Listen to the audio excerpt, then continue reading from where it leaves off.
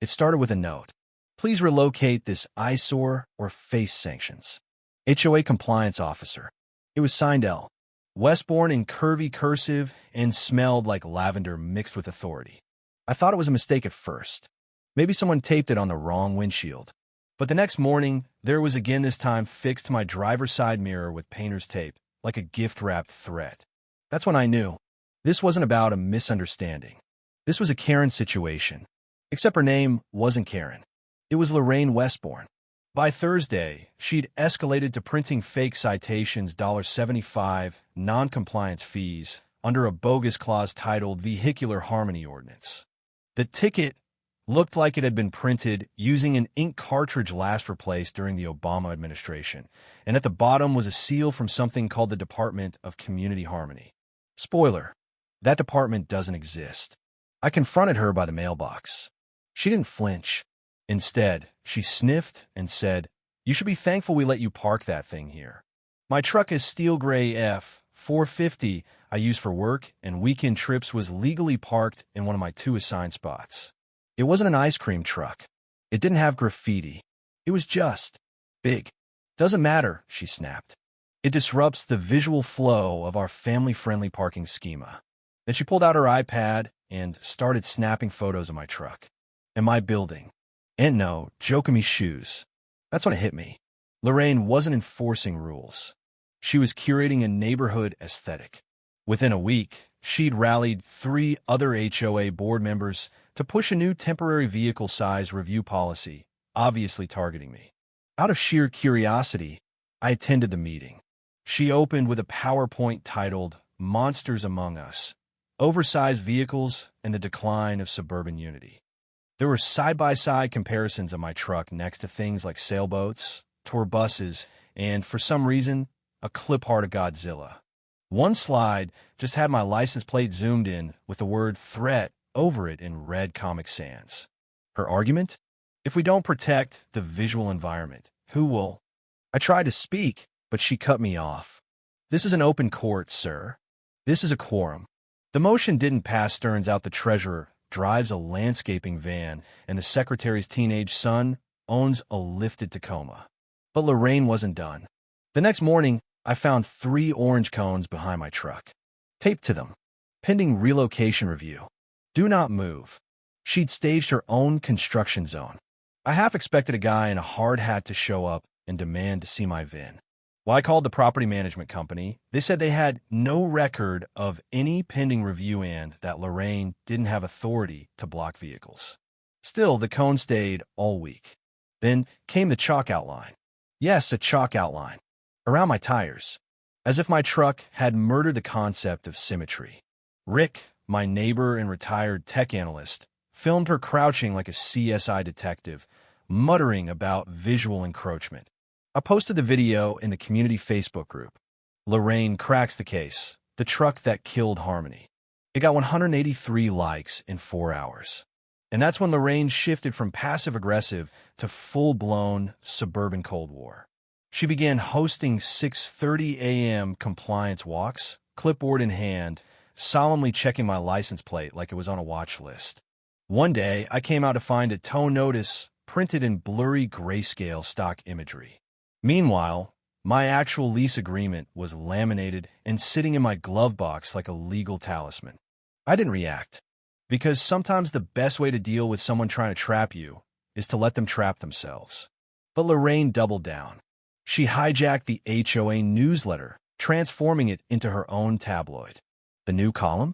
Neighborhood Watch, Visual Violations of the Month. Guess what made front page? My truck.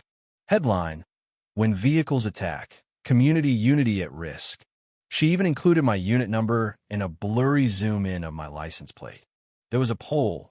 Should unsightly work trucks be relocated to off-site storage? Never mind that the storage didn't exist. When I asked her about doxing me, she replied, "If you didn't want attention, you shouldn't park like a billboard." From there, it got surreal.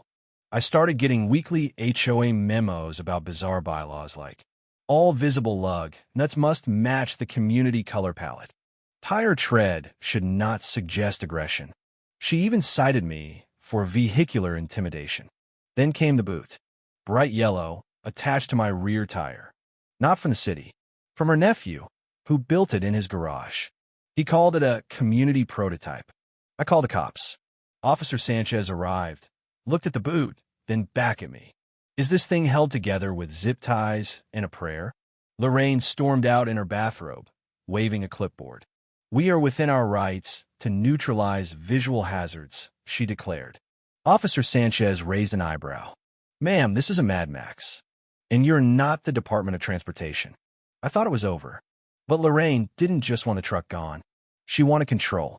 She began hosting informal community briefings at her house with coffee, lemon bars, and handouts titled Preserving Property Value Against Aesthetic Decay. I attended one undercover.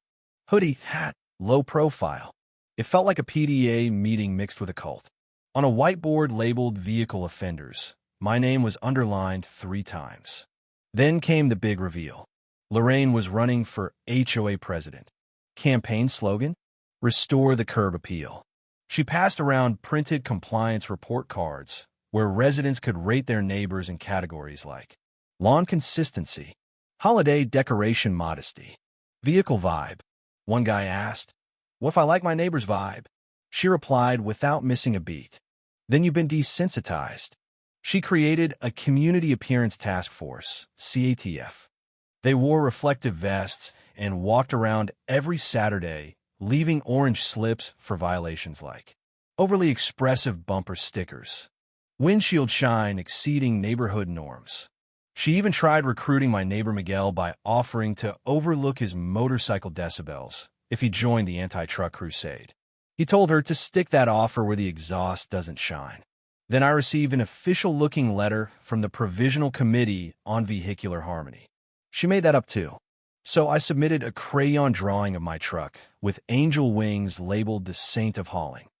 She did not find it funny. She introduced a motion to limit vehicle size again, citing resident anxiety. It backfired.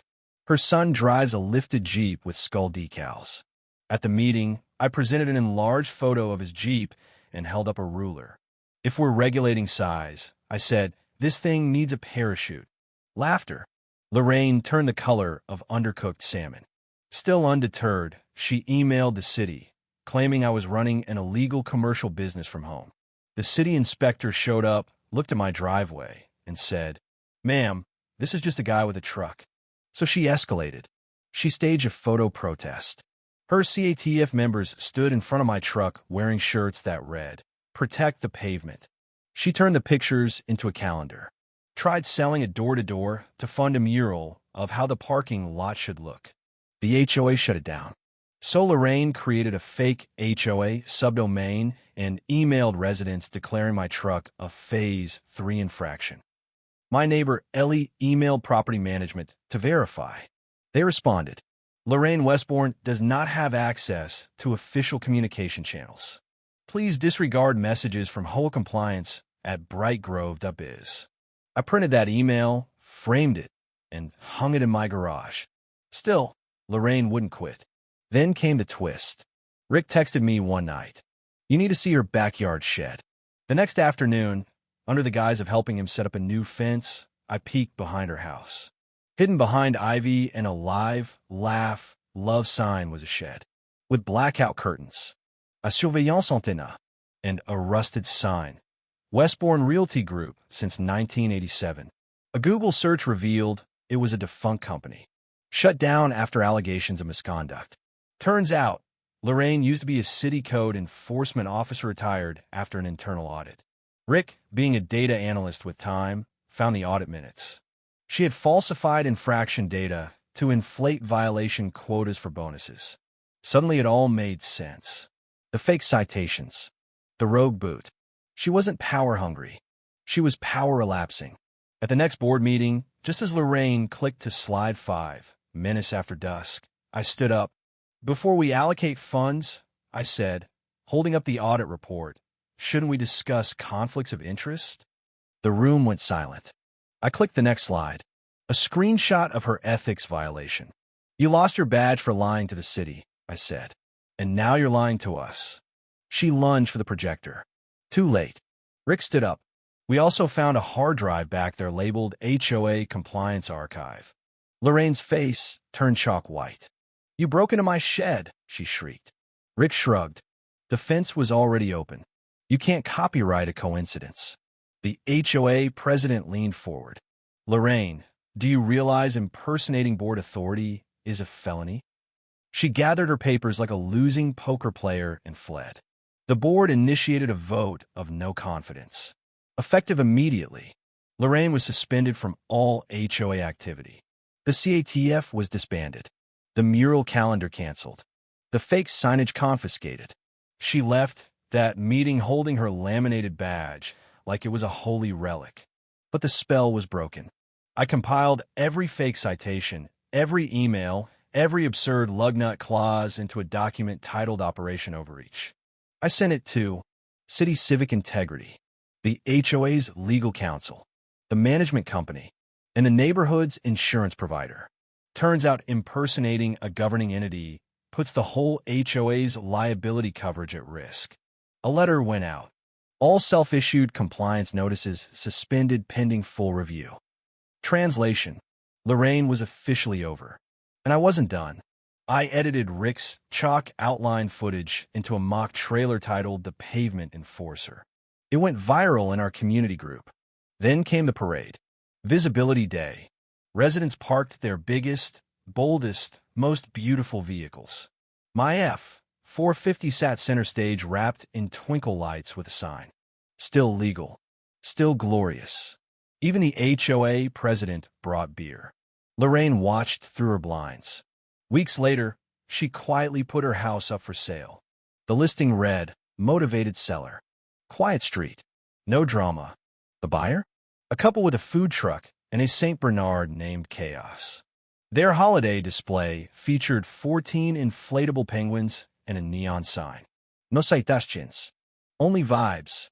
The HOA added it to the newsletter as Best Community Spirit. The mural still stands on the HOA clubhouse wall. A bright painting of children playing under a tree next to a shining F-450. Below it, in memory of order. In celebration of freedom.